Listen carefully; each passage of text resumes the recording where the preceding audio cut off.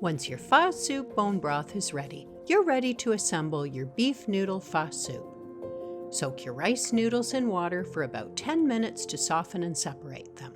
Prepare and assemble your garnishes: slivered onions, carrot curls, minced red chili, and lime wedges. Slice your thin sliced beef into strips.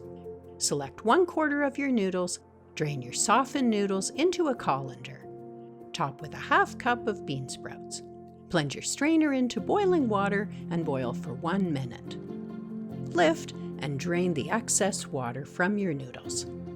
Slide your cooked noodles and bean sprouts into a large serving bowl. Place 1 ounce of your raw slivered beef into a soup ladle, swishing your beef in the boiling water to cook slightly.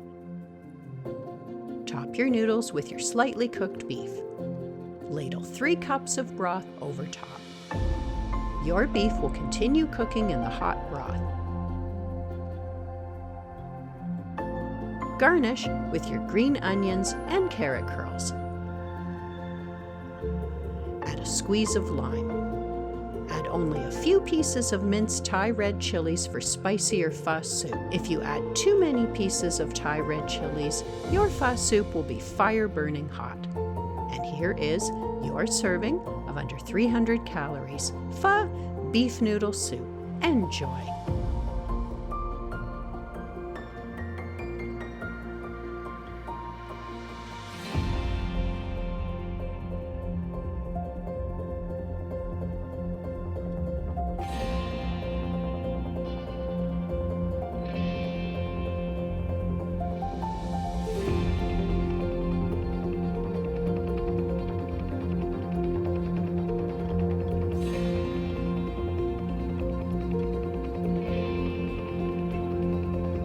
Thanks for watching. Please subscribe and click the notifications bell to get all the latest under 300 calories recipes.